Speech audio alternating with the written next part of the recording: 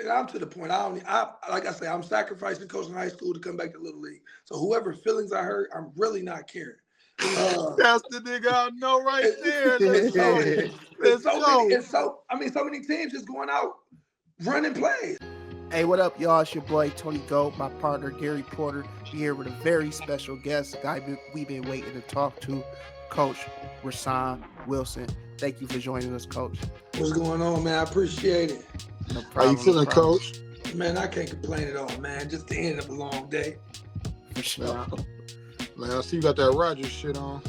Yeah, man, this was actually my undershirt today, but you know, Rogers ain't did nothing wrong to me, man. Sure. I wanted to ask you this though, because we had this conversation, so I'm gonna bring it to the thing. Which Scott jerseys you felt was the best back in our days? Listen, those ones you talked about, that maroon one, that was the biggest, most uncomfortable football jersey I ever played in. I hated those maroon ones. Them was the biggest jersey. I don't know who ordered or what size team they thought they was having when they ordered them, man. All right, know exactly what you talking about. Man, you know, everybody know with the maroon, man, it looked like they was like 05 football jerseys, man. Yeah, then y'all niggas are getting tackled. Rogers had the tight, Drushan them had the tight ones. Yeah, they did. I was just talking about style-wise. Them bitches was always hard to me, though. Style wasn't, I mean, it was hard to get the style when the size didn't fit. This is y'all little niggas, so y'all linemen, we ain't go through that. See, we tucking and, man, I remember we was using not paper clips, not bobby pins, the pins that we was taping. Yeah. Trying to make our jerseys look tighter. Yeah. It was a way you could tuck them under the shoulder pad too. Like, man, we was lightweight seamstress, man. You had to. The white ones was cool though. The white ones was cool, and they was tighter. We got them new when I was a freshman. Yes, the white ones we had, them was like them bitches felt like practice jerseys. Niggas was all off with them motherfuckers. Yeah, but then see, I mean, I hate to toot my own horn, but them black ones we came your son's senior year, man. Them the hardest ones. Them was lit, man. No, I'm gonna keep it $1.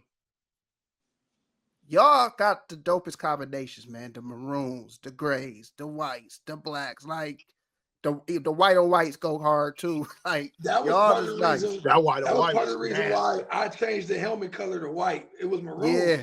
I changed the white because you could put the white with all of it. That maroon was kind of, if the maroons didn't match, it wasn't jacking. It was throwing it off sometimes. Did you know them was the old, like the white helmets was the old school helmets? What white helmet? I didn't. I thought Scott had never had white. I thought I was doing something new, and then somebody else told me, like, yeah, that's why I went with the it's crazy. I should have went back with it. Remember we had the curse of Scott? On the helmet when I was there. I remember that. That was the last time they had won the City League Championship, was the curse of Scott. So I did that. Part of the reason we won. And then I changed it the next year, and I should have kept it. Man, listen, man. Well, man, let's get straight to it, man. We got Coach Wilson in the building on the pod tonight. It's a weeknight, you know what I'm saying? So you got some special things brewing. You are now not coaching high school football. You are starting a new program up. Tell us about it.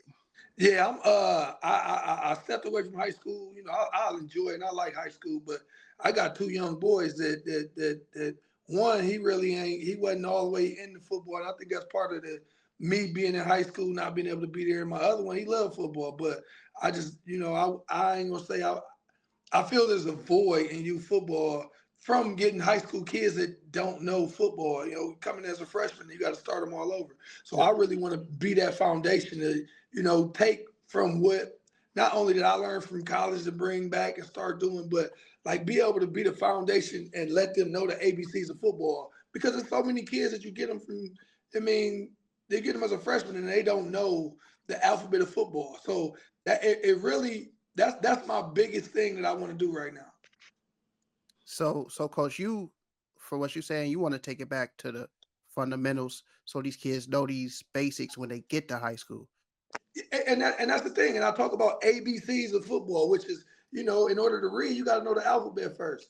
And they run in plays before they know formations. They don't know how to, you know what I mean, align. Kids don't know the landmarks on the field. So you telling them, hey, like in high school, you assume that they know. So you're using hash number, top of the numbers, bottom of the numbers, sideline. You saying post to the post, and these kids actually don't understand. So you kind of got to go all the way ABC with them in high school when it should be second nature by then.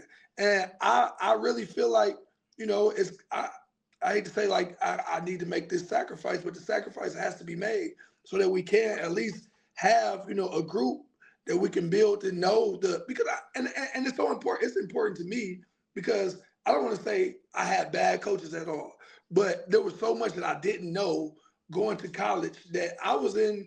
If you had an IEP for football, I had it. We got there, they put us on the board, they wrote some stuff up, and I was lost.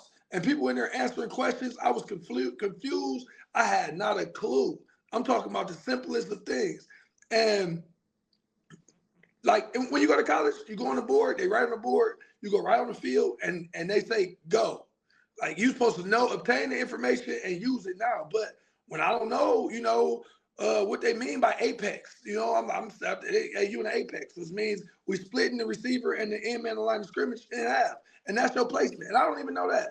So now they changing the strong side to formation. It's just a bunch of like technical stuff that I didn't know. My first practice in college, my coach, my defensive coordinator, ended up being one of my favorite coaches. Told me you ain't never playing college football because I got out there and had not a clue. I mean the guy in front of me, he was an All-American. And I figured I'd just follow him. So I just we do walkthroughs. So they just want you to line up and they say, step to your spot, step to your place at the snap of the ball. Nothing, no physical, no nothing. This is the first 30 minutes of practice. I watched the ones he go through as a one. Most of the freshmen came in the scout team. I came in as a two behind a dude who was an All-American. He get out there, I do exactly what he do. But on defense, they changed the offensive formation, which means I need to change what side of the ball I'm on. Yeah. But I'm just imitating what he did, get cussed out twice. 2 plays in a row. Coach told me you never playing college football. Get off the field. I was so frustrated. I was frustrated. I ran off the field. Luckily, dude in front of me was cool. That was my dude. He came and grabbed me, man. Just shut up, man. Let me start explaining to me what it was that I did wrong. How he kind of put me under his wing. Had he not did that, ain't no telling if I finished. Because I probably would have went off. I was an 18-year-old kid. I probably would have went off emotional. Oh, man, he told me I'm never playing. But then my position coach, he liked me. He ended up, hey, man, after we get out of meetings, you stay here with me. And the meeting would be adjourned. He'll let me come out to practice late, and he'll give me another 10 minutes. That 10 minutes a day did it. So, like, my thing is I want to avoid people from having to go through that void and frustration of going to the next level, and you don't know. So like half the battle is the knowledge of what to do. And I agree with that too, because this year was the first year I probably didn't host nothing or do nothing.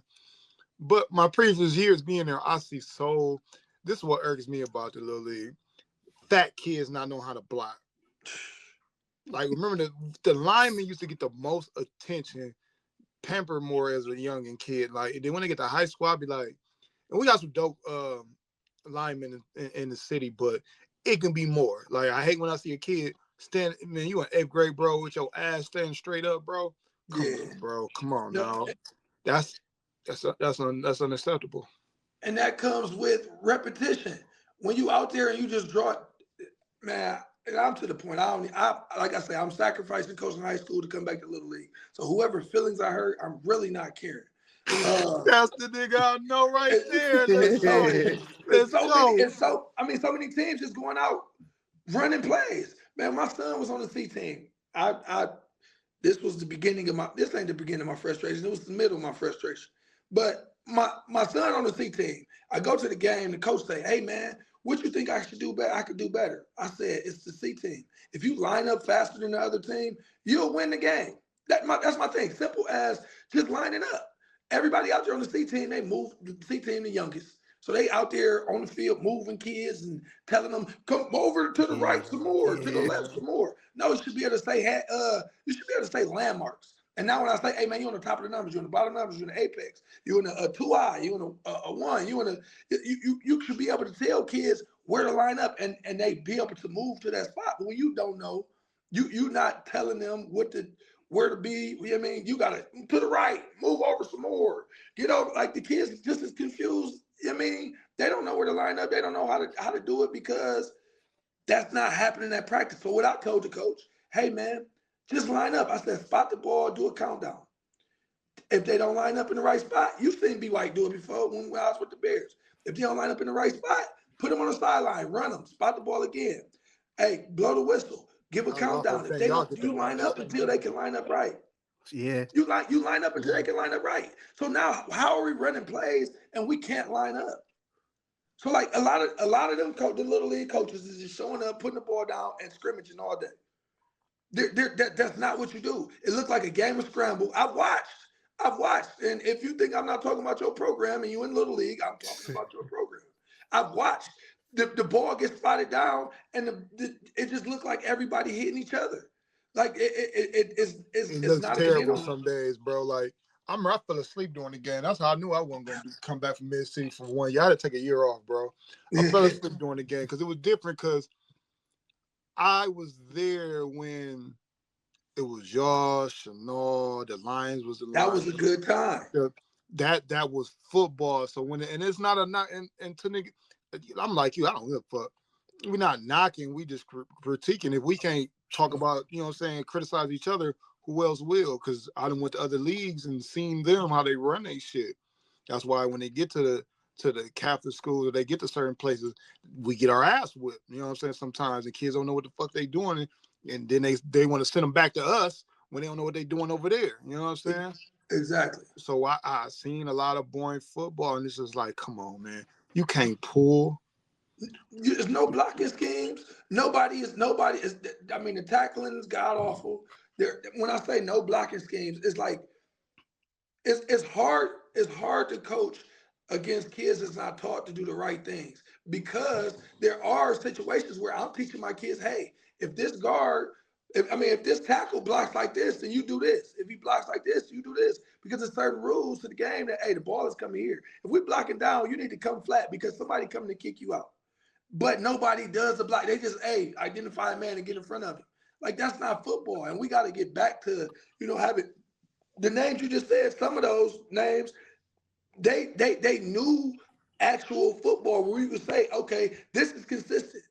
Football is consistent. It's just about stopping the consistency. It's the same thing. It's universal. But at the same time, it's stopping the consistency. There's no consistency to a lot of them teams. 98.999% of them teams. And I think I don't want to offend no, but which I don't give a fuck. I think we were about the wrong shit. I think motherfuckers try to look good before they learn how to play. I'm gonna tell you this. I really, and I know somebody gonna say, "Oh, he's taking too much credit," but I'm part of the reason why this stuff jacked up right now. I went with the we gonna travel, but I was only playing. I said we play until we lose. So that's where the traveling came about. Was beating everybody when I was with the Bears. Was beating everybody here. I travel until we lose. We play until we lose. So we would travel. We won, so we went further. Then it went from that till no, my bad. Let me go beyond that. Before that, when I first got the Bears, Jory Brown Park was under construction, so we had nowhere to practice. It was some the uniforms. I don't know why we ain't had no uniforms. There was something going on with uniforms, so we had to get uniforms. We was practicing at Glenwood, where Glenwood had 35 yards one way and 130 the other way.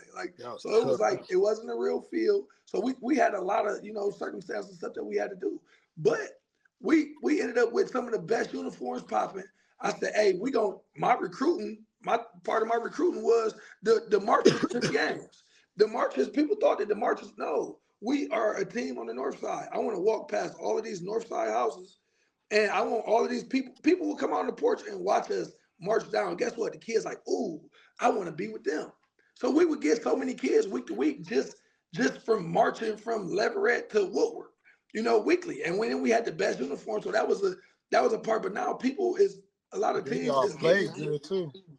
And we play, and that was the thing. It was a good product, but people focus more on the uniforms and the show rather than the football. Like, yeah, do the show. If you're gonna play good football, don't look at me and I'm playing terrible. Right. Yeah, and then I was just thinking because the Riders, they had bad uniforms and they played terrible. They play terrible. Terrible, bad uniforms. You got to look at the part. The Lions, they looked good. You're right, man. It just, I don't know. I see some people giving up on it, but then I see some people trying to coach it. You should just sit back. You never put a helmet and a shoulder pad on. But that's just And then be, I don't want to say be the worst coaches because I mean, people frown upon me saying you ain't played so you can't coach. I guess you can if you didn't play.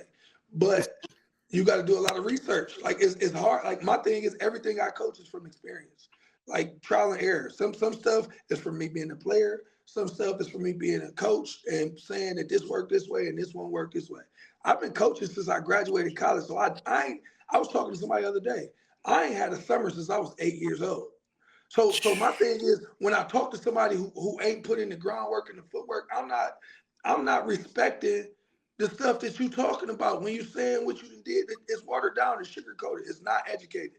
So I've sacrificed enough to where I feel like it's my time, and I ain't really a horn tutor. Confident, yes I am, but I don't never say, "Hey, I did this, I did this, I did this," but I did this. Hey, I did all of that. So my thing is I went to play in the mid city when we was beating each other up. Played at Scott, went to Tiffin, went from 2009 last year playing a football snap to 2010 coaching Little League. Like it's never been you don't use it, you lose it. It's never been a don't use it for me. So it's just second nature where it should be the same system with these kids. We get these kids, it should be second nature of I mean, you plan and you continuing to grow in your program. If you're not growing, even if you do win a championship, if you're not growing and saying you got better from the previous year, more than just physically bigger and faster and stronger, because that comes naturally as a kid, you doing a disservice. and how can I say it? Some niggas should just be what you call them niggas, athletic directors, bro. You say I do be what? Athletic directors and shit like that. You know what? That's a good job for some people because they're good at organizing and making stuff happen. But when you got motherfuckers being in this war that we call football, nah, you ain't never got the snot knocked out of you. You ain't gonna really know what to tell me. You can't tell me what stars feel like. I done seen them. At all, nigga. That's the experience that I didn't even know there was concussions when I was a kid. Man, that's the crazy shit. That's facts. Listen, nigga, I just thought I hit a nigga hard. Guess what they tell you when you go home? We got a concussion. Hey man, go to sleep, man. You all right? You just got a headache. Yeah. And our helmets was all messed up, man. I can only imagine what the fuck wrong with my brain when I die. I can only imagine. I sit up sometime and I don't know if it's from old concussions or alcohol, man. I'll be forgetting stuff. Hey, dead ass, bro. Cause I was watching who was it? I think it was T.O. or somebody, and a nigga broke down like nigga. Sometimes I forget. Darren Woodson, he got a good interview about CTE, man, and he like sometimes I forget shit. And now that I'm older, nigga, I was not the natural forget shit. Like I'll really be like, damn, that's the thing. From experience, I know not to just beat my kids' head in over and over again. From experience, from knowing what it feel like as a kid to go and say, we're going to do 1,000 hitting drills, toughen up. No, you can't do it that way. Things have changed. So I know that from experience. Now, if you don't know what it feel like to be punched, you can't be a fighter. Nope. There's no way you can be a fighter. So I don't want to sit and say, oh yeah, because you ain't played, you can't coach. But your experience to them kids ain't gonna be from authentic. Knowing what happened and how it feels to be in that situation. And it's safe to say you was a trench baby, huh? Oh, listen, in the trenches where I stayed. So, what is you gonna miss about high school? I mean, high school ain't nothing like Friday Night Lights, man. You get your consistently, man. The thing is, as you know, I work in Rogers right now, but you get to be with those kids all day. You see them, you know exactly what they doing. Nothing you build the bond. You with them kids more than their parents. Like so it's more of a bond. You there all summer, you there all day. So now you really, really know your kids. And I think when it comes to football, time is big because the more time you feel, the more you know. Because coaching football is personal too. You got to know that hey, this kid he ain't really the mental toughest kid in the world, but you don't know that unless you see them off the field. And then you see him on the field, and you build that mental toughness with him to where okay, yeah, he's a great athlete, but he a little, and you talk to him during the day, and you can build that. Where on Fridays now it's a lot easier. I mean, now me going to Little League, I gotta do all the athletic director stuff too. That's another thing. I don't want to say I could just coach because you know TPS we still have to do some stuff outside of coaching, but I could just coach, you know, come out here, draw X and O's, work them out, make sure they know what they're doing. And I mean, older kids should be easier. That's a part. You But said the thing about should Little be. League, yeah, they should be. The thing about Little League is it's a blank canvas though. They don't know no wrong. They don't know that Yeah. I'm just the fastest dude in the world, so I'm gonna get to the outside, even though the play is meant to go inside. They don't know that. You could teach them that. You get to high school, they like, in Little League, this worked over and over again. Because nobody knows that there's ways to stop the best player from getting to the outside. So, do you feel you get the credit you deserve with the coaching that B has that you have took over three failing? I don't want to call it niggas failure, but the programs was failing. When I say failing, I'm just not talking about wins. I'm talking about attitudes of losers or just confidence. Like, do you feel like you that nigga for real? Like I say, like I just said, I don't usually just say toot toot toot. I know what I do, but everything you just said is correct. And a lot of people acknowledge it and say it, but at the same time, I think there are people who I don't want to say people don't believe, but like Kansas City. Kansas City, a team, LeBron James. LeBron James is a person, Michael Jordan. People hate the people that they it's always somebody like, I want to see him lose. And yeah, I can say, look, Allen Iverson, like everybody who did something well, you don't know you good until they looking at you like, I want to see him down. So it's always I want to be a part or I want to see him lose. I ain't gonna lie, I wanted to see the Eagles win. Kansas City, the good old boys who just beat up, but that's just like it's like second nature. Like that's just how It the nature is. of the game. It was like Coach, Coach, you said you don't like to toot your own horn, man. As far as I'm concerned, you part of the Red Sea, bro. You delivered the city league title to Woodward. You know what I'm saying? Hey, I never seen that. you delivered the city league title to Woodward. They had won the city in 28 years. You get to Scott. They had won the game in 2 years. You immediately win, Coach. What did it feel like going back to your alma mater, Scott, and having that type of success? Scott was always the place that I had wanted to be. Is the park. Coaching Little League, I was trying to set a plan. I had a squad that my brother he graduated in 2019, 20. So he was in the eighth grade in 2015, I think. But that eighth grade class was when I tell you them dudes was legit. I mean, like Armand. as a coaching staff, we went in the stands. We took my little brother out, made him the offensive coordinator. My free safety, I put him as a defensive coordinator, and we let them coach the second half of the game.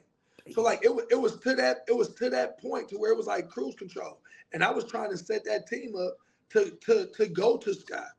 I applied, I didn't get the job, so then I had kind of a now I'm a terrible loser. It's one thing about me. I don't handle myself in the best way when I don't lose. So when I didn't get that job, I felt like I lost. So I I I, I immediately wanted to prove that they had made a mistake. So I went back to the Bears for one more year and finished. That was my little brother eighth grade year, and then I applied to Woodward. And I didn't.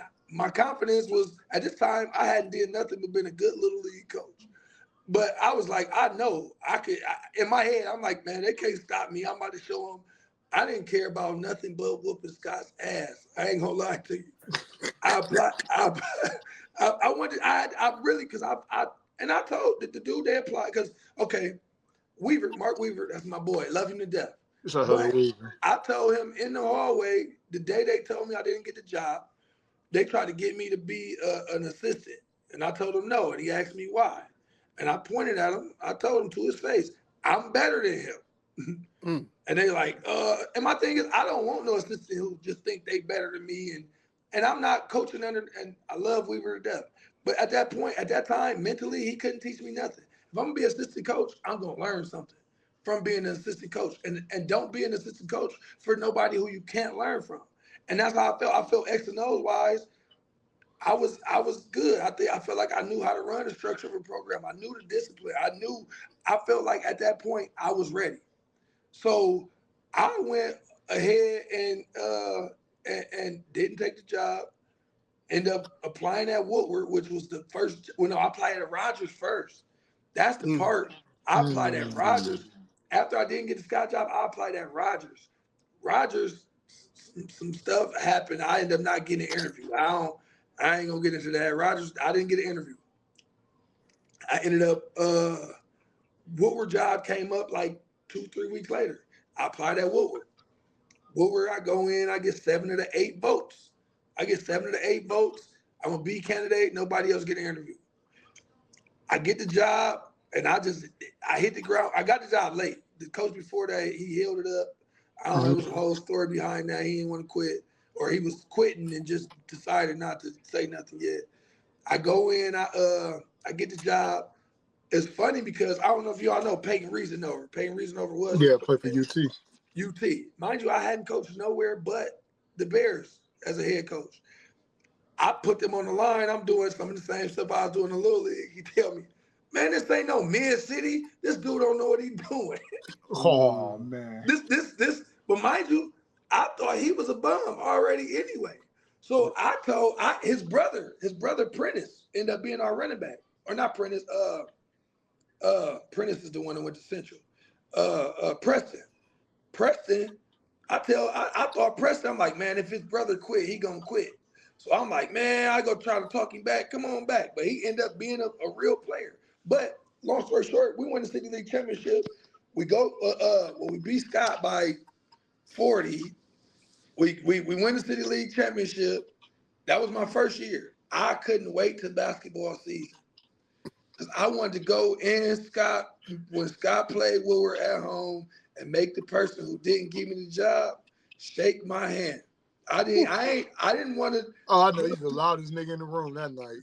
I got coach of the year. No, he humbly stood up. Hey, congratulations, coach. Appreciate you. I couldn't wait for the next year to beat them again. After I shook his hand. The next year we go and we didn't get to play them the next year. He didn't. The principal over there ended up making sure that we didn't play. Was it COVID? It was COVID. That was his reason? It was COVID, but it wasn't. COVID came and supposedly it was grave, and each other principal told each other that we lost one kid to grades. So we was good. We was dressed and ready. We was eating pregame meal, and they come in there and tell me, "Hey man, we ain't having no game today." But then from what I heard from the other side is that they were saying it was us. Wow. So the game ended up being, we ended up not having the game, and I know they know it was gonna be no mercy. We ended up losing in the city championship. Yeah, that's the game I played at. Man, I ain't gonna lie, that nigga Deron, I took Deron to that game. That nigga got back in the car like, I want to go to Woodward. I said, my damn dead body. But see, that was the thing. I wanted to work in Woodward, man. I wanted to be with my kids. If I coach, I want to be with my kids. And it didn't happen. So I stepped down from there. I was trying to push it, and it wasn't being pushed. So that was part of my reason for getting out of there. Wow, bro. That's insane to me. Because I think, like you walk out the door, that's crazy. At that point, that's when I started feeling my mojo. Like, oh, I could do this anywhere. I I started feeling like that, like I could do this anywhere. And then that's when I ended up at Scott. I ended up, Mr. Caldwell, man, I need to call my man. Yeah, I gotta That's see. my guy. I gotta call you too. I gotta check on him. But Mr. Caldwell was in my ear over and over again, man, you need to come, you need to come. And at that time, guess what I was saying? I'm going back to Little League. I'm about to coach my son. My son was 6. I'm like, he about to be able to play. I'm going back to coach. That's what I told him, man. I'm going to coach my son. That was part of the reason, too, though. But then they talked me into it. I'm like, he's 6. I got time. I can go back to high school. That's what's And I up. ended up Go that way, nigga. at Scott. And guess what? The first time I went in for my interview at Scott, man, look, $1,200, $1,300 suit, suspenders, tie. I mean, I done spent 8 hours on this portfolio, color copies, letter recommendations from Ian Townsend, Nate Washington, go in there. I presented well. I walked out of there like, oh, this is my job. Right. Didn't get it. The second time, guess what I wore? What's Regular that? shit. My CPO shirt. I walked out right out of cut. I went in there. If they don't give it to me this time, oh well. I knew what it was. It was hey, if you don't give it to me, your loss. This is how I walked in there this time.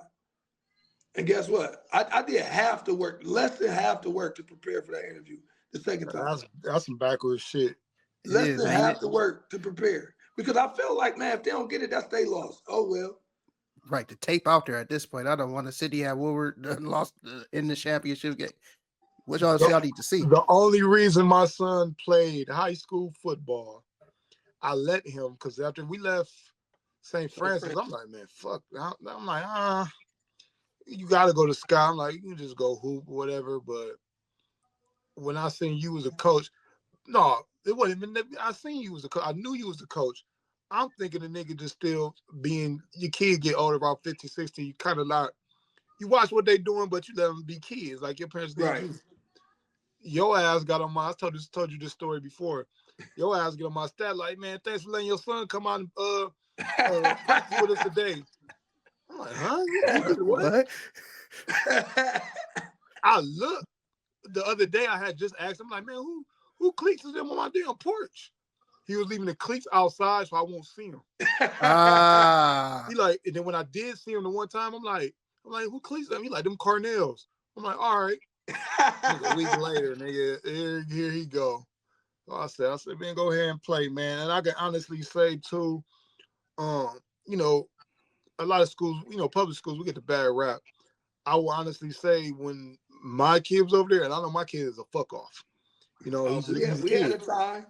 We had a time. Listen, your son, he won't stop though. I tell you, I kicked a lot of kids out of practice for not buying. I kicked him out. Look, walked him all the way out the gate.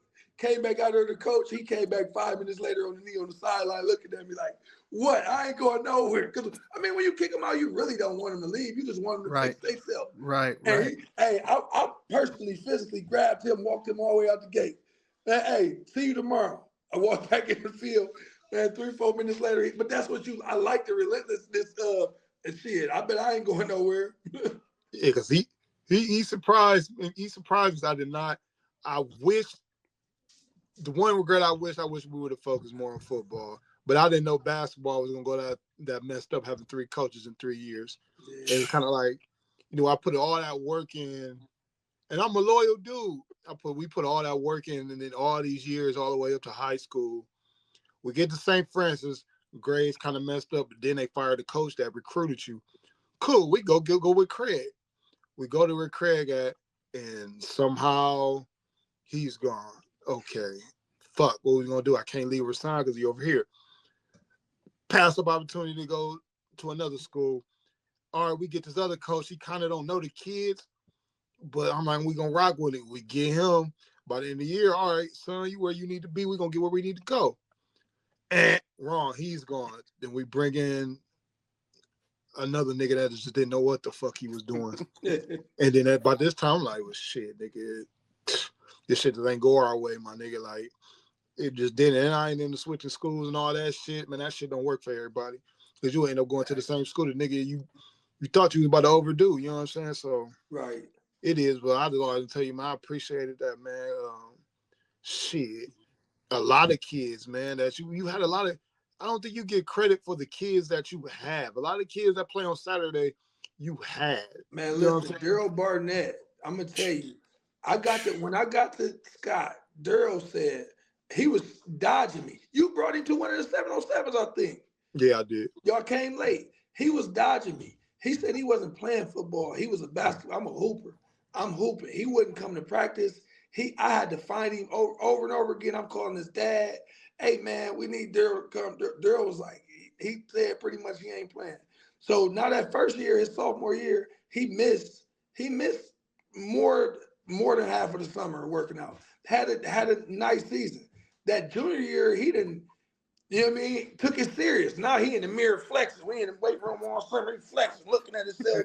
I mean, now he feeling himself. He got his mojo. Had the best season you could have had by a receiver. One of the best Like, seasons ever. yeah, one of the best seasons ever. If 12 touchdowns, Scott, I think, right? Scott don't hold records, man. I don't know why football records. They don't? That's crazy. If they do, I don't know where they're at. But I guarantee you, Carnell Smith and Daryl Barnett has all of the receiving, throwing, catching records. I don't know who's supposed to keep track of that, but Scott in tradition has never thrown the ball. And all that weak ass wishbone. No disrespect to Coach Davis. Hey, hold on, Coach. Let me ask you this. You turned Woodward around when you was there. You turned Scott around when you was there. So let me ask you, what is it? Is it the numbers? Is it that you were able to get kids to come out? Why is it so bad in the city? Just for somebody that actually turned the program around. It's numbers along with mentality. Like, okay, Woodward was probably the easiest project I had. You know why? It's crazy because people always like, man, you got Woodward. Woodward was the easiest of the two because Woodward is North Side. They ride for each other. They work hard. They all they needed was a little more guidance. They North Side till I die. We about to be here. I'm going to get my boy if he ain't here. It's more like almost like the East Side. It's community that they together with the proper with somebody who's willing to guide and put them in the right spot. The sky is the limit. Scott is more like clicked out.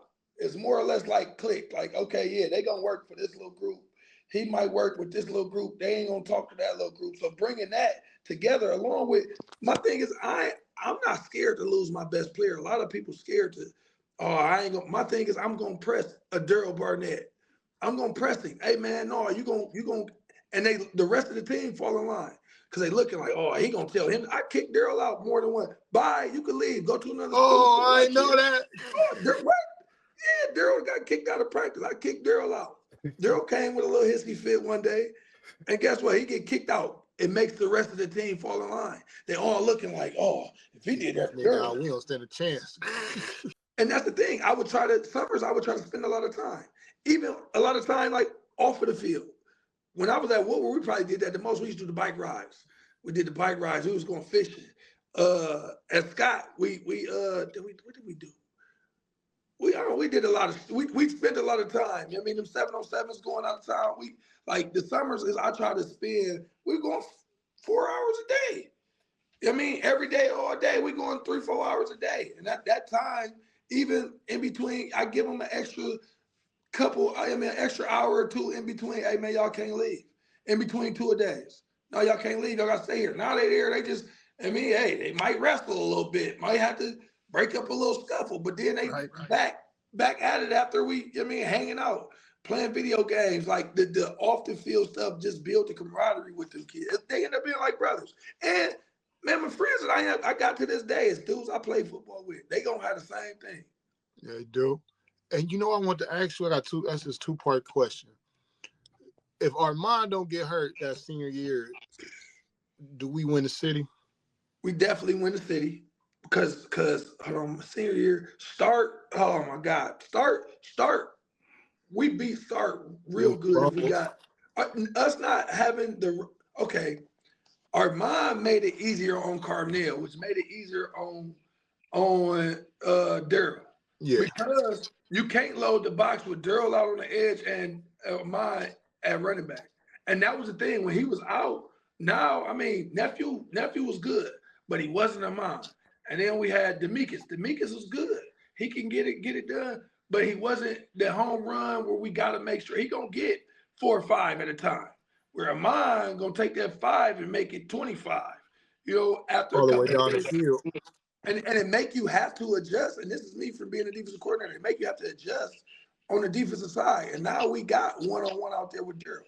Where now it was harder on Champ when now we got a receiver, we got running backs, but our line wasn't as good as the year. No, our line was better. Our line was better than the year before. Because our first year, we didn't have that year before, we didn't have our That line. shit pieced together. I don't know how we went that far. We pieced, but we had more athletes too. We had Daryl, we had Amon, we had what's his name? Romel. We had Romel. No, Romel was my first year. Romel, he went to start. Oh, you talking about the junior I'm talking year. about the city championship year. Oh, the junior year. You had Tyler. Tyler, yeah, Tyler was a big loss. That was one. If we kept him, the run go crazy. No, yeah, and now the running game is easy because you got to spread it out more. But like losing athletes that we had. Oh, Nitron. That's what Nitron, and we lost Armand. Yeah. Bowman Johnson. Bowman, yeah. Like so like them is pieces that if we definitely win the city if we lose nobody. And then another thing, well, I got 2 more. The night that we go into the Glass Bowl, what is going through your head that whole week? Man, listen, the thing is, okay, the whole week, the way I watch film, I watch, it probably take me 10, 15 minutes of play until I start seeing, because most teams, they'll run 5 formations, but it's the same play. And they were a team who ran a bunch of different formations. So it's making sure that we keeping the alignment right with the offense, but at the same time, I want to find keys that's going where we can. Even though they did score 30-something points, we scored 30-something points. That's what they were supposed to do, though. What you don't know, yes, they were supposed to blow us out. Okay, I'm gonna carry it, but that morning, what people don't know, that morning I get a call, probably about closer to 7 o'clock. Daryl, Coach, I need a ride. I need a ride to school. I'm like, man, it's 7. I need a ride. I get in the car. I crashed my truck trying to race to go pick him up. Damn. I ran into the back of a city truck, man, in the rain. Crashed my truck. Didn't go to the hospital. Well, I called a tow truck. I had another car. I get in my car. I was only a block away. The girl I got now wasn't my girl. Well, I was at her house. I crashed my truck. My other car was at her house. I run down the street, get in the car, go to work. I ain't go to the hospital. My back was hurt. I'm just like, forget it, man. I'm about to had to tough it out. So I'm at work all day. Like I'm thinking about the game because I've been watching them, and I'm like, oh, we can get them. I'm kind of excited. We go in. We played. We was way closer than we were supposed to be in the first half, which gave us a little more confidence for the second half. We were in the locker room, and I'm like, I didn't feel like we won, but I'm like, oh, they in trouble. I was really thinking to myself, like, oh, they in trouble. We made a few adjustments, and that last play, that last series was crazy. It was like a movie is the part. Daryl got back there at quarterback. We had scored. We down 1. Man, the air got cold, bro. Right? The air got cold. The rain started coming. Man, lightning struck. The play went. Like legit. Nothing I just said is a lie. It was like Q rain, hut lightning, 2-point conversion good. We in the end zone. Like that's one of my best feelings ever as a coach. Listen, bro. I was in the crowd. I think that's the first game I ever cussed you out. My whole life. I ain't gonna tell you what I said. A lot of people did. It was about someone on the field that was going on. I'm like, nigga. I'm talking about, man, people was getting up leaving. Like, that's how you know how it was, man. people was getting up leaving. I'm like, I don't know, bro. But I'm like you. I'm like, we just marched the ball and that fumble. If we go in and score it in the halftime, we really a beat the different shit out of game. them more than ever. But when you came out, and I know it had to take, like, you had to dig deep and be like, take my senior quarterback, be like, hey, not tonight. That was my thing is, listen, hands down, Daryl Barnett was the best player on our team. My thing is put the ball in his hand, and guess who touched the ball every play? The quarterback. I've seen him play. If Daryl's He sophomore beat year, y'all. if And they Daryl's sophomore year, he come out and don't play, he probably would have been our quarterback all 3 years at that time. If Daryl came, Daryl was a hell of a quarterback in Little League, and I've seen him. I watched. He played for me first. Is the crazy part. He played for the Bears. He played on the C team for the Bears, and he was a killer then. Then he ended up going to the Lions. I guess they moved on that side of town, played for the Lions, but I ended up going to high school eventually anyway. So now if Daryl, I already seen Daryl. He was my number one pick for quarterback when I got there already. He played around. So then he was out of the competition, go out there and play receiver. So now my thing is, man, let's put the ball in the hands of the man. So regardless of what happened, and that's what ended up happening. He honestly, man, he got a Al Bundy game, man. It's the game that Al Bundy talk about, man. And he was playing for Polk High. Like he's gonna tell that story to his grandkids, and they not gonna believe it. I watched the game That's every time it facts. come up. That's facts. He Every had time. 5 touchdowns. He scored on offense. He scored a pick six. He threw a touchdown, ran a touchdown, had the game win. Like this is some stuff that you can't make up. Right. No, nobody, when I say nobody gave us, I watched TV all week. I think the only one person on TV gave us a old school. I forgot his name. I gotta get him on here. Deion Thompson. No, not Deion. It's an older dude. He always previews the games. He be sitting at the crib, older white guy with glasses. Man, he previewed it. Cole. Is it Cole? No, he's an older, kind of like got a little weight on him, man. He Cole. wanted to announce. He like been there since it opened, bro. Cole. That's Cole. Yeah. I think I know who you're talking about. Yeah, I think that is Cole. He always insight with his. He did some homework. That was the only person that gave us a chance. I'm gonna say this. I know y'all ain't got the best relationship. Mike Rob kind of did too when I talked to him. He said, "Man, you know they gonna show up." Because this is the thing about me and Mike Rob. I remember when I did his interview, he didn't know who Daryl was. I said, "Listen, 2 players watching the city. This is our sophomore year." I said, Daryl Barnett and Chris Edmonds. He was telling me the kid at Perrysburg was better than Chris Edmonds. I'm like, fuck you. No, Chris Edmonds. He was another one. Played in the mid city. He was a killer in the mid city. And he played on the Asses teams. But his dad was a hell of an athlete. That's what made me first start watching him. Yes, he played for the Bulldogs. And they was, yes, bro. Coach had to watch the damn game from the outside. His dad didn't. Oh yeah. See, his dad didn't play football, but he should have. His dad was an animal, which let me know, like, watch this dude. Let's see what he about. And he was tough as nails. He's still playing, right? He left BG though, didn't he? Yeah, he in the portal. I ain't talked to him. I gotta hit him and see what he's gonna do with the portal, man. I ain't talked to nephew in a minute, man. Yeah. So, Coach, so you going back to what you said earlier, you said you had to kind of chase Daryl to come out and play. If you didn't have to chase, he would have been your quarterback the whole time if he would have showed up like he more than likely, I'm certain he would have won that quarterback that battle. He didn't want to play quarterback. Daryl didn't want to. First off, sophomore year, I had to chase him. He didn't come. He didn't want to play quarterback anyway. So then, his junior year, I make him go over there and work out with the quarterbacks, and he kept going with the receivers.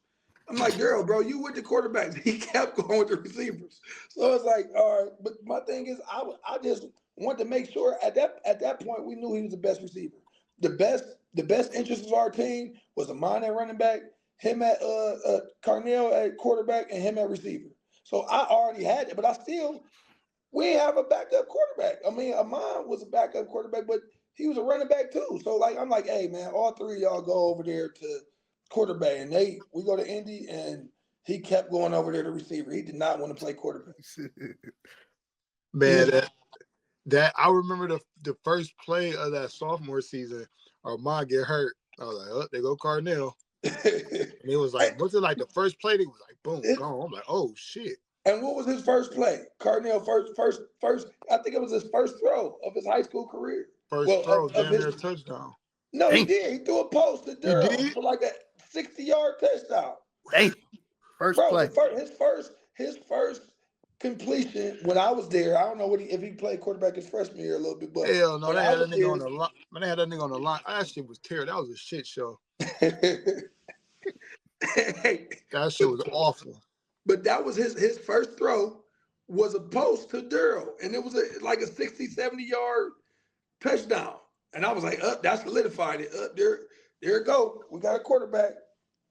But at that time, and Champ had all of the physical attributes, man. He was big, fast.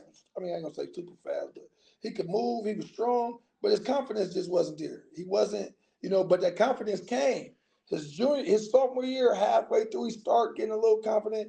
And in his junior year, he was confident as you could be. He was out there like he was the man. And that's what you need out of a quarterback. Even in that game at UT, I was like, damn, we probably should have played this nigga at defensive end. I never seen nobody do that. Like, because I've been like, man, fuck you niggas. Man, and the thing is, man, he took it the best. When it came to, the situation, how Daryl came in there and stepped up, he was, the first person in the locker. When I go in the locker room, he's the first person cheering. Yeah, hyped up. Like, he wasn't down. He wasn't bad. He wasn't unhappy. He wasn't. And then I end up texting, like, man, I know this could be hard on you. He's like, Coach, I just want to win, man. I don't care what I got to play. Like, he really was just like, let's do it. Whatever we got to do. What? Now, let me ask you this one question, man. I felt like before the incident at Cleveland, when we played Cleveland Columbus East, when he got back in quarterback, some reason I had the confidence that we was about to walk him down. The thing is, the competition make it the best, man. Like, the fact that it was some pressure on him, he did. He stepped it up a little bit, even though we just played a terrible game that day, too. Well, I just felt we was walking them down. They robbed us against Southview, too. We're going to put that out there. Southview, listen, I talked to that ref. I almost said his name. I talk to that ref every time. That touchdown, man, that he called illegal formation, and it was nowhere near illegal formation. You can see I always watch the film when I complain about calls. And sometimes I do be tripping. That one, I was not tripping. Daryl stepped up on the line, told the slide, hey, man, you off. He stepped back however it was, he moved on the line and moved the receiver. So nobody was covered up. It was enough people on the line of scrimmage. That should have been a touchdown. That was a game-changing play. Yeah, that right there. That was a game-changing play. And then I had the trick play that I blew it. I blew that. That was a right call. I went off during the game, but that was a right call. We had 12 men on the field. And that was my it wasn't my mistake. It was my mistake. But there's one more. Oh yeah. And then Tony, you can take it from there. How do you feel about people complaining about the lineman senior shit, bro? Man, you know what, man? I love that Start beat them because it's not unachieved. Like, we got to get back. It is a situation where they at school who, like, we don't have the funding that they have. Like, you go to lineman senior, they got a jumbotron up there. They got McDonald's in their school too, I think. McDonald's they got 30 coaches dressed alike because they school paid for their stuff, and they able, when we over there with 6 coaches, and we don't got a strength conditioning program that somebody else can. That's all they do. Like, but that's not our fault. That's not their fault. So we need to get better and start show that you can do it. Like, we had a hell of a game plan, I thought. That first half, that game kind of, tell me if I'm wrong, I think that game kind of defined our season, how our season was. It was just like, we was always just right there. It was a 5-5 season, man. It was like the average. We had an average season. Like, we was always right. We was just this far away. And then, our special teams, we lost in the special teams. Yeah, they hit us with our own medicine out the halftime. Like, all you hoe ass niggas, y'all got us though. It was like No, that was the only game during high school I left early. I couldn't do it. You bro. had to get out of there. I had to get out there and get the QPs. Lima Senior was and I mean we got to get better. We can't say hey we can't compete with them, but And numbers we play a can. part. Numbers play a part. Lima Senior is another public school, but like it's But they one got one public. town to pick. They got a kitty litter to pick from. They got Yeah, they it's two different divisions of teams. and Coach, these what and that's what I want. Not to cut you off. This is what I want to call people out on. you good? They did all that. They love laughing when we lose to them and things like that. But when Start won, I ain't see a lot of niggas giving them their flowers. No, a lot of people did not give him the flowers. And the That's thing facts. is, man, the coach over there is doing it. Man, he doing a great job, man. He coming from Northwood, I thought it would be a culture shock for him where the kids, I'm like, man, he from North. But obviously they're a little wild. Start over there a little wild. They the ones that I hate to lose to because they I'm not Mr. Let's not cheer after we get done, but they is the most tauntingest kids Oh in the yeah. world. So like I really hate it makes you it drives you though. It makes you like not want to lose to them. It's like, oh no, Facts. we can't lose to them because they about to pull the belts out and whip the towels and come over here and yell in your When face. Like nephew fumbled the ball, I said, "Oh yeah, I gotta get the fuck up out of here." It's man, over. we had that game too. That was a game that like I just knew we won. Like, oh yeah, we won We this. got it. And when he broke the extra tackle, I was like, "Hold the ball."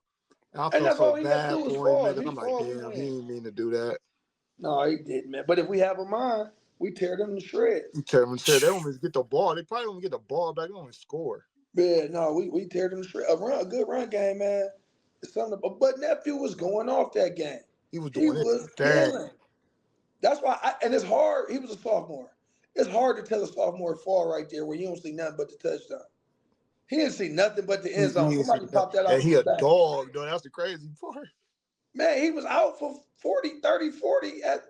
He don't see nothing but the end zone. As a sophomore, I don't hit the ground either. I'm going to get this touchdown. I seen. I was like, damn, that was a game. They came right down there and marched it, man. They be like, damn, we are, man. We had enough. It's a lot if it was a fifth, man. But like you said, man, we got to stop complaining about the lineman senior shit and just get better, bro. That's it. Right. That's it. And Just get better.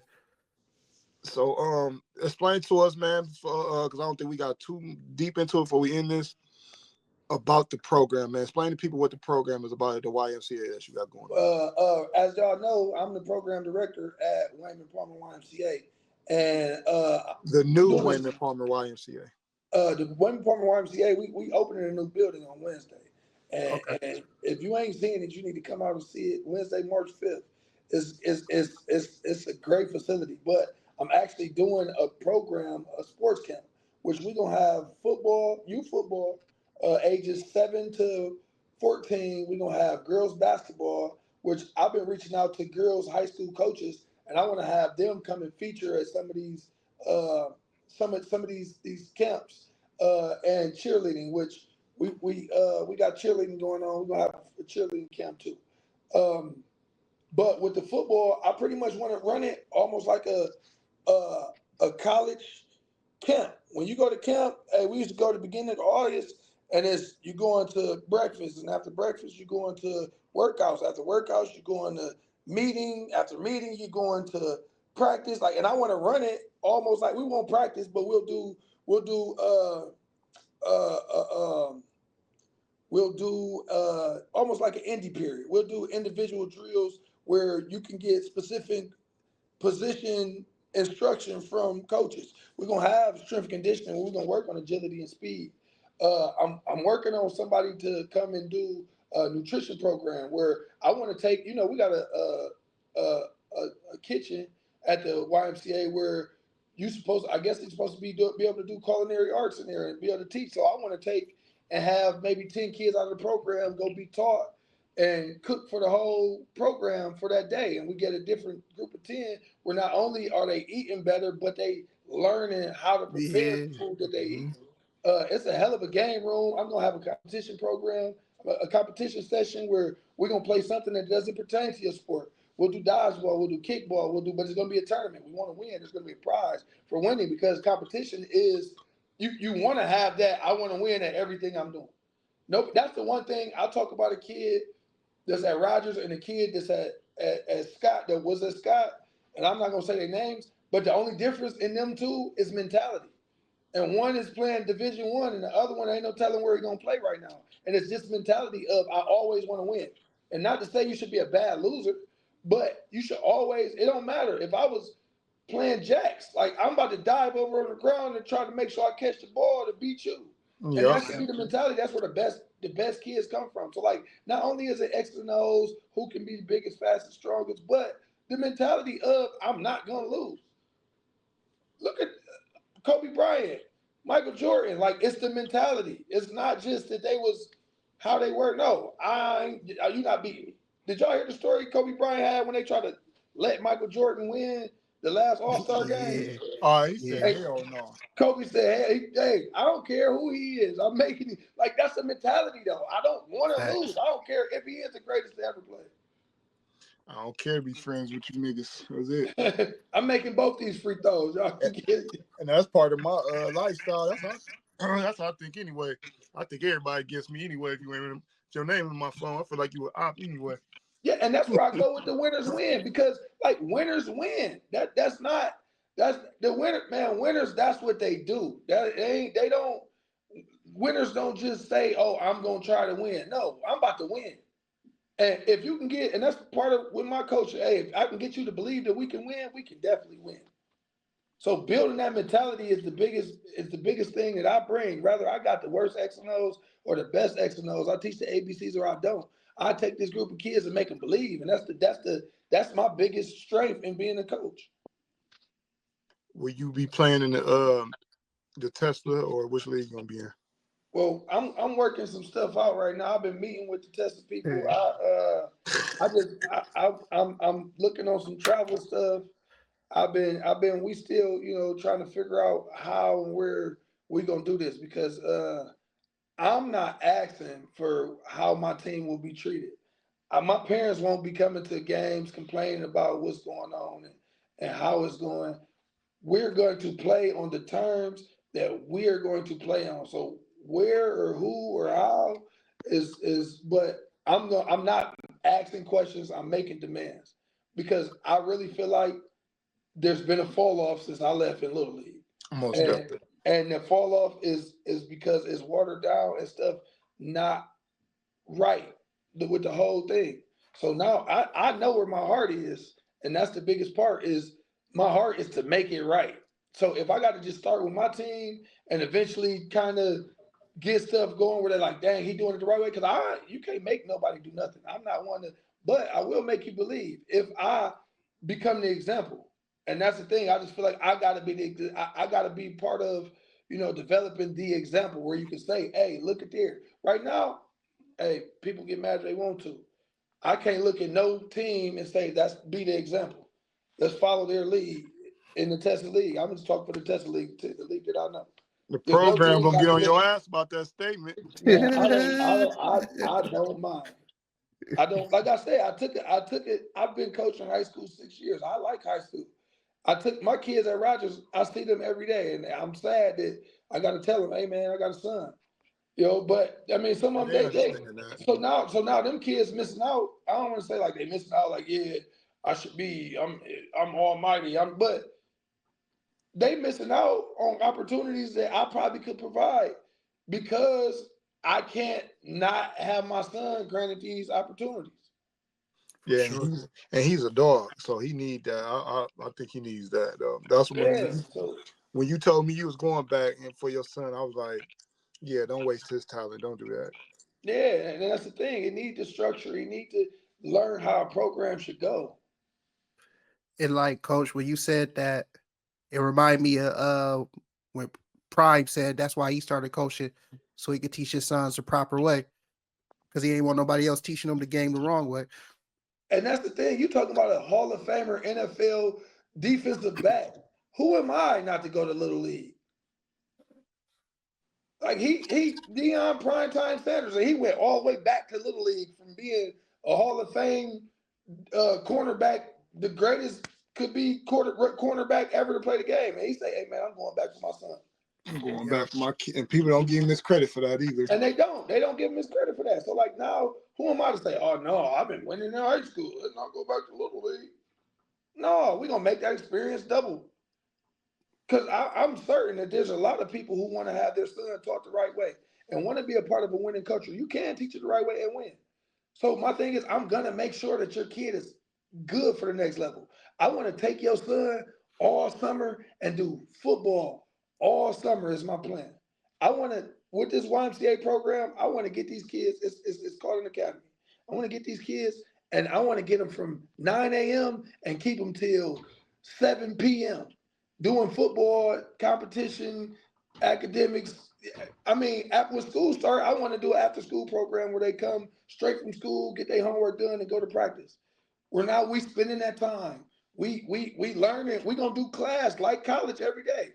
We're gonna go study table. We'll go meeting room. We'll draw up on the board. Hey, this is what we're doing. We'll go out there. We'll go walk through. So that's what every college program doing. We're gonna walk through everything we just went through, and then we'll start our practice. Where you learn it, and now when we coaching you, it's easier for you because we know you understand. If you didn't understand on the board, we're going to walk through, and now we know, okay, he didn't understand this part. So we can teach him and walk him through that walkthrough time period. This is 10, 15 minutes. That extra 15 minutes a day is something that's going to happen where we can say the landmarks. And we can tell them where to line up and tell them to play and tell them the formation, and they know exactly what to do. Yeah. Hey, I'm with it. I'm gonna be there with you. Man, I'm just happy you went back, man. You know, and I'm glad you ain't leave our boys that senior year. Yeah, no, I you know what, man? That was that group they would have had to pry me away from there. Because I remember the term always going on. I'm like, hell no. Look, we sacrifice basketball. We ain't sacrificing this shit now. Yeah, no, I couldn't do them like that. I was frustrated, but hey, we got through it, man. It was we made it through, and then I ain't gonna get into all of that. They probably ban me from Facebook. I go get into all of that. We ain't gonna do that, man. Hey, I'll be fired and everything. Coach, look, I was selfish. I wanted to see you go back to Rogers, because I'll be doing the high school games. I wanted to see what she was going to turn Rogers into. But I think it's awesome what you're doing, going back to the kids, giving back to the community, everything you just talked about. It's going to be awesome for them kids, man. And that's the thing. And you bring the best mamas out too. Oh, I hope it's a lot of people that want to follow and get a part, man. Get them kids over there with us, and I think I got a halfway decent coaching staff where we're gonna be all right. I mean, we're gonna have the numbers on coaching where you can get the ratio of the kids and coaches got to match, and we coaching. We ain't standing around just talking. We gonna actually coach. I got some young dudes who I coached, who I started with the. That's what I want to see. Coming out the coach. I got Diesel coming, Randy coming, Rashad coming, Jamie. I want to see him get into coaching, bro. I think he got that dude, right? Jamie. He got some of the most game in football, bro. That he don't spread out enough. And that was them was my first group of kids I ever was a head coach of. They all coming apart, and I'm looking. Damon,